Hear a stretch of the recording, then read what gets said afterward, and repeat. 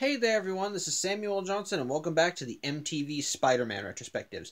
And today we're going to be discussing episode 2 of Spider-Man, the new animated series, Royal Scam. And put simply, Spider-Man gets conned. Yeah, essentially the episode begins with Spider-Man pursuing what looks like a helicopter limo chase. And as the superhero, he goes to stop it, but when he arrives, it turns out that the chase was just to draw him out, and the guy in the chopper claims to be an FBI agent who just wanted to get Spider-Man's attention and wants to give him a job, so he can give him a job, specifically so he can steal a microchip called the TX1 computer chip, which is supposed to allow whoever has access to it and can utilize it properly to access the satellite network for pretty much all the digital banking of all these different banks around the world. Again, it's better explained in the episode. I'm probably screwing it up and butchering it. But put simply, if someone shady were to get their hands on this chip, it would mean bad news for everyone involved. And according to the FBI, it's being developed by a mob scientist. So they pretty much are tasking Spider-Man with getting the chip and delivering it to them, so they could create a countermeasure for it if someone else makes something similar in the future. Spider-Man, of course, believes all this because they tell him, you scratch our back, we scratch yours. And yeah, from the very beginning, they show this is a scam, as after Spider-Man and the agents part ways, one of the quote-unquote agents flies the chopper to another area, and it turns out the one behind this is the Kingpin of Crime, played by Michael Clark Duncan from the Daredevil movie. I'll get to my thoughts on that at the end. But put simply, yeah, the chip is actually on the up and up. It's not being created by a mob scientist. It's actually being made by the government. And the Kingpin wants it for those nefarious dealings that that the agents, quote unquote, said that the bad guys would use it for. And unfortunately, Spider-Man doesn't learn this fact until it's too late, and after he has already stolen the chip and delivered it. And he actually figures it out because, well, an agent he originally met was an actor. And Spider-Man learns that he's an actor because MJ is going to be starring in this play that's going to be going on for a few nights. And while Peter misses the first night because he was stealing the chip, he does almost miss it. Well, the first night he steals the chip, when he goes to see the play for the first night, he sees one of the actors coming out the back, and it's the guy that he met, and it was the FBI agent that he met before. And in the instant he realizes he's an actor, he realizes, oh, I got scammed. As such, he immediately goes to try and get the chip back and manages to identify the Kingpin's limo because he had a hood ornament that looked like a burger. And so he does manage to knock the limo off the road, and unfortunately, the Kingpin is, well, too skilled a fighter and manages to actually outmaneuver Spider-Man. Specifically, he's big, he's strong, and he manages to throw Spider-Man along with like a rag doll with his webs. And to finally give them cover, he uses his walking stick, which it turns out doubles as a laser and samurai star ejector, whatever. And he manages to use it to blow up his limo, and he and his goons make a run for it. The end result: Spider-Man is identified as the one who stole the TX1 microchip, and the Kingpin gets away scot-free.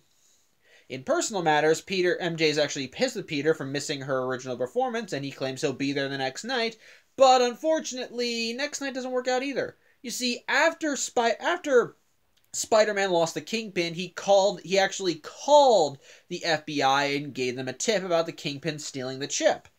And the FBI aren't stupid. They managed to track the phone that was used to call them, and so just as Peter is about to go to the show, they grab him and throw him in the back of a van. At which point they begin questioning him and how he knew about how he knew about the chip being stolen, and how he's somehow connected to Spider-Man, since they have evidence that he stole the chip. As such, Peter, not really wanting to reveal his connection, actually plays dumb, but they do make it. But the real FBI agent he's talking to tells Peter, if we can't find Spider-Man, I will be coming after you. At which point they throw him out of the van in Jersey, and MJ is still mad at Peter because he wasn't there, and of course she doesn't believe his FBI story. To make matters worse, the FBI ends up calling Peter and tells him that they're getting reports of a satellite uplink getting put in place so that whoever has the chip can, well, hack the various banks of the world and steal all their money. Of course, Peter has absolutely no idea what this means, and unfortunately, however, he does have a lead. For you see, when he caught up with the Kingpin, he overheard him talking about how he overheard the Kingpin gloating, because one of the Kingpin's guys said, well, what happens if Spider-Man catches on and realizes that we conned him? And he said if he did, then he won't stand a chance against that chopper we used against him, only this time we'll use real bullets. And so when Peter has that information, he realizes that if they still have that, they might still end up using the same chopper, and because of that, they might be using that as the basis for the satellite uplink. They find the chopper, they find the Kingpin. Unfortunately, the FBI agent doesn't really believe him because he already thinks Peter's full of it. But Peter does have a countermeasure, as Harry is still the head of Oscorp. And so with Harry's help, they're able to feed the FBI a tip through one of their Oscorp contacts and tell them to essentially follow the chopper. And sure enough, when the Kingpin gets ready to set up the uplink, Spider-Man and the FBI are there to stop him. The end result is that two of the Kingpin's goons end up getting arrested, but the Kingpin himself makes a getaway in the chopper. Spider-Man swings after, manages to crash the chopper, but to ensure that the Kingpin doesn't get hurt, he manages to grab him, but the Kingpin's a big fat guy, so unfortunately, while Spider-Man tries holding on to him while they're hanging off of a, I want to say not a telephone pole, one of those, again, I don't know words good while recording. I'll probably remember what it's called. Cell phone tower. Yes, that's what it is. They're holding onto a cell phone tower which got damaged when the chopper crashed, and again, Kingpin is fat, so he ends up weighing them both down, and as a result, Spider-Man loses his grip on him and the cell phone tower crashes down. Thankfully, Spider-Man was able to save the Kingpin, and to add insult to injury, he actually positioned the cell phone tower so that it was positioned around the Kingpin, and he webbed it up so he couldn't get out. The end result? The Kingpin is arrested, and Peter manages to make it to MJ's show on the last night, which pleases her greatly, but because of the last two times he missed, there's a little bit of strain on there, and it's clear that MJ is still obviously hurt, especially since she goes off to hang out with one of the other actors from the show, and Peter's just kind of left high and dry. So overall, a good episode. I actually do really like it. It's got, okay, I'll give my personal preferences first. I don't like the stuff with Peter and MJ. I mean, don't get me wrong, it makes sense that there would be relationship drama. That's one of the things that happens when you have a superhero with a dual identity, which is 95% of the superhero community. They always have to, because they're pretty much living double lives. One side is their secret identity, one side is the superhero. Some things need to be sacrificed for the sake of the other. Like, sometimes you have to prioritize catching the bad guy over hanging out with friends. Or sometimes you have to prioritize saving the world over catching a movie. Or just all these things that you would expect.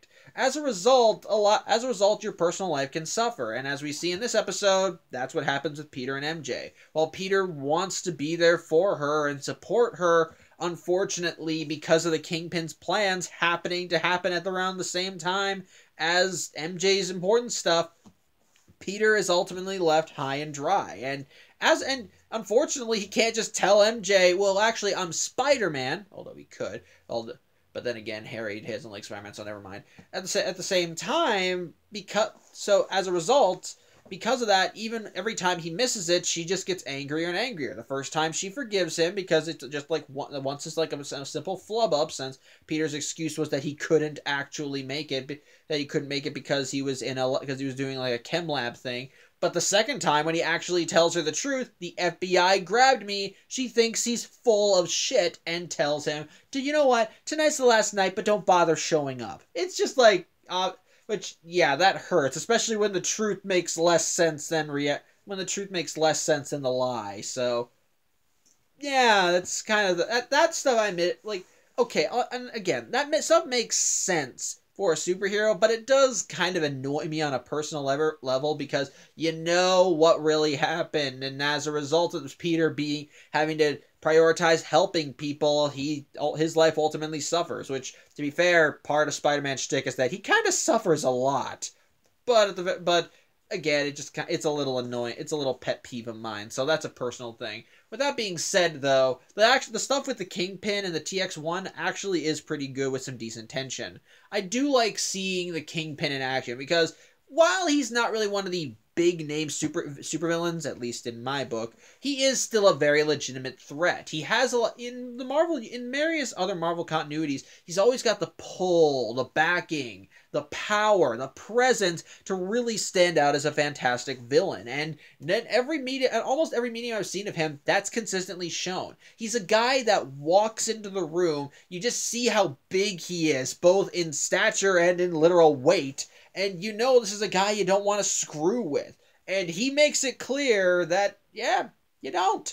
He's someone that takes no insult, takes no quarter, the slightest of slights against him, and your ass is grass. And what helps for this episode? Michael Clarke Duncan is playing him, which I'm just going to say right now, while the Daredevil movie is dumb, Michael Clarke Duncan was honestly one of the best parts of it. He legitimately turned in a great performance as the Kingpin in that movie, having the weight, the power, the no-nonsense attitude that Wilson Fisk should have, and he brought that to this role as well. Seeing him take on the role again for this show, I think, was really nice, and he did it well. He showed the arrogance, the aplomb, the subtlety, the anger. He definitely showcased a good Kingpin, and so it was nice seeing him again. And again, it's a little nice tidbit. It's a little nice thing seeing him reprise his role for this show after having it in Daredevil. So I like that there, and like I said, he does a great job as the Kingpin.